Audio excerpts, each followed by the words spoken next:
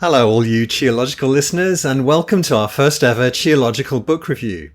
This is Oran Kivity, a British acupuncturist specializing in Japanese acupuncture methods and living in Taiwan. It's my pleasure to talk to you today about a remarkable modern classic that you may not have heard of, or maybe you thought wasn't for you. It's called Finding Effective Acupuncture Points by Denmai Shudo and was published in 2003. Denmai Shudo, and I'm saying his name the Western way round, not the Japanese way, is one of the contemporary masters of Keiraku Chiryo, meridian therapy, a modern five-element style of Japanese acupuncture. This book explores branch treatment, the treatment of symptoms with points he has found effective in his long and distinguished career. The book's structure is simple. A preliminary chapter to discuss the nature of acupuncture points and the different ways of locating and palpating them, then a long section on the points themselves. There's a concluding chapter on treatment with an interesting take on the arrival of qi, and finally, an index of diseases, so you can look things up like cough or hemorrhoids and see what he suggests to do. Lung 6 in both cases. Shudo's point location style is rooted in the Japanese concept of the alive point, different in location from textbook anatomical descriptions. He says, when qi stagnates, the point becomes depressed or protrudes. Qi, which is invisible, is thus transformed into a quality that can be palpated and distinguished. He lists different characteristics that identify points as alive and various ways of palpating for them. He also says palpation on yang and yin channels should be different, as yang channels tend towards excess and yin channels tend towards deficiency. He mainly presses on the yang and strokes on the yin. The alive point is the location that elicits the best possible reaction to treatment. It might not be so close to its textbook location, and it can only be located by skillful palpation. Shudo says it takes effort and ingenuity to find it. What's more, if the point isn't alive, don't use it. This episode is brought to you by Jane, the clinic management software that honestly just makes running a practice easier. Let's dive into something that's never easy, but sometimes necessary: raising your fees. It can feel awkward, right? But here's a tip that can really help. Consider offering flexibility to your patients as you introduce the change.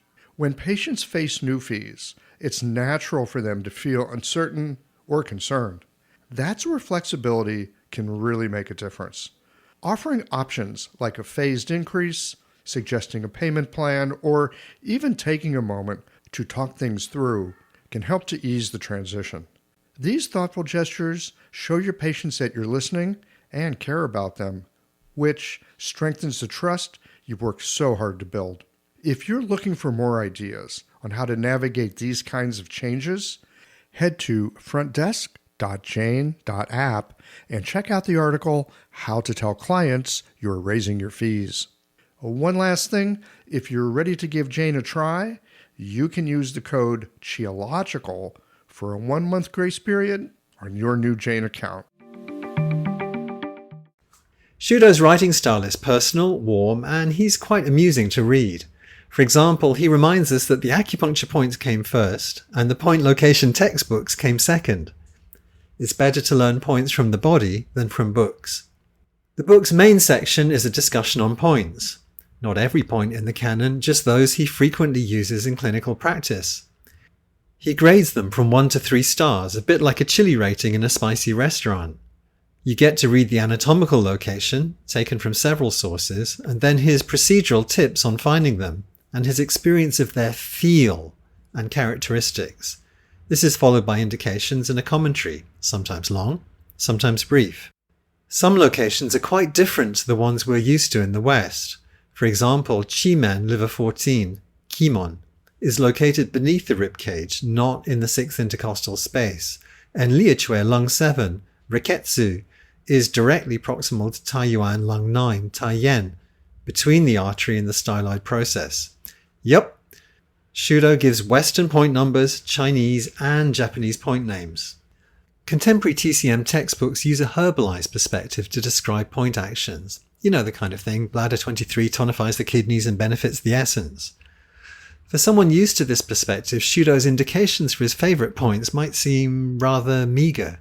For example, he only writes 11 words for the indications for spleen 6, notably menstrual pain. It's the commentary on spleen 6 where he gets interesting, providing the classical origins for its contraindications in pregnancy, and his contrasting advice for needling it in pregnancy to relieve sciatica.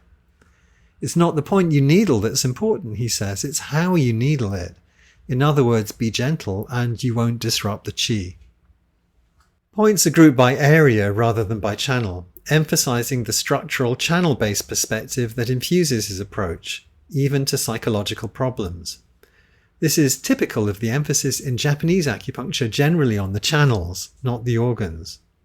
For example, the section on points on the back and hip contains an interesting discussion on stress and worry.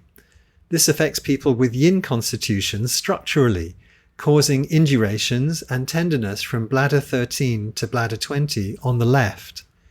These reactions can eventually cause chest pain. This is a fascinating section to read. There's useful information here on the use of direct moxa on points from GV12 to GV8 for anxiety, irritability, and insomnia. Having a thriving, profitable practice is one of the most healing things you can do as a healthcare practitioner. Because a robust business is the ultimate expression of vital qi, and that's the heart of our medicine. I'm Julie Bairdontlock, and I help practitioners grow nourishing, profitable, authentic businesses that embody the generative cycle of Chinese medicine. This isn't about all yang all the time. It's about expanding your own internal capacity, growing collaborative relationships with your patients for ethical patient retention, and marketing as an extension of this medicine, not a necessary evil. You already know that everything is connected in your patients' lives and bodies. The same is true for your business. When we align your systems, your schedule, your pricing, and your offerings with you, we create flow, which means more spaciousness, more impact, and more joy. When you are in the flow, fully resourced in terms of chi, time, and money, your business becomes a source of healing, not just for your patients, but for you. Let's grow something rooted, radiant, and real. Visit lifeflowconsulting.com to learn more. Palpation in this area can be used to assess your patient's level of stress. Palpation at phase shu bladder 13, Haiyu, can be used to differentiate bursitis of the shoulder from arthritis. The intrascapular area is super important for treating upper limb problems, including Gaohuang Shu bladder 43, Kokoyu for techno-stress, or computer work causing pain in the hands. The final chapter details some of Shudo's needling techniques, both shallow and deep. He describes facilitating the arrival of qi by twirling a very thin needle at a depth of 0.5 millimeters. That's interesting. Most of us would say it's not possible to move qi at that depth, or that shallowness. More interesting still is that the whole passage is devoted to what Shudo feels when the qi arrives, not what the patient feels. This is the opposite of what I was taught in China, and yet more faithful to the classical references about the arrival of qi. It is telling that the title of this book is not Effective Acupuncture Points, but Finding Effective Acupuncture Points. It encourages the reader to think about acupuncture points as distinctive entities that take immense skill to locate. Shudo writes in a very human and open style, which is a pleasure to read. He says, "Some points appear right on the surface as if to say, 'Come and needle me here.' Others are hiding next to a tendon or bone, while still others seem to be holding their breath deep inside the body." It's an intimate read, as if he's there chatting away with you. And he's not afraid to make personal disclosures about his own medical history or about mistakes he's made in practice, and this quickly won my respect and trust.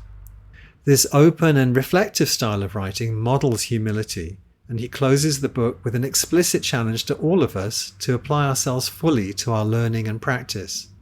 Acupuncture, he says, is a profession in which we use a thin piece of wire in an attempt to cure conditions which do not respond to medicines. Without a doubt, this is an extremely challenging profession, so it requires a continual refinement of technique. This is an excellent book which can be read on many levels and used in different ways. If you want to understand the feeling of an effective acupuncture point, as well as new uses for points you already know well, this book will not only open your eyes, but your fingers and palpatory awareness as well. Well, here we are at the end of this episode. If you've listened up to this point, you're either a rabid fan of Qiological or the forward button on your podcast player stopped working. If you are indeed a fan of the podcast, you can help us to bring new episodes to our community of practitioners by supporting us with a membership or a one-time contribution. Details, of course, are on the website. That's it for today, friends. Join us again next Tuesday for another thoughtful episode of Qiological.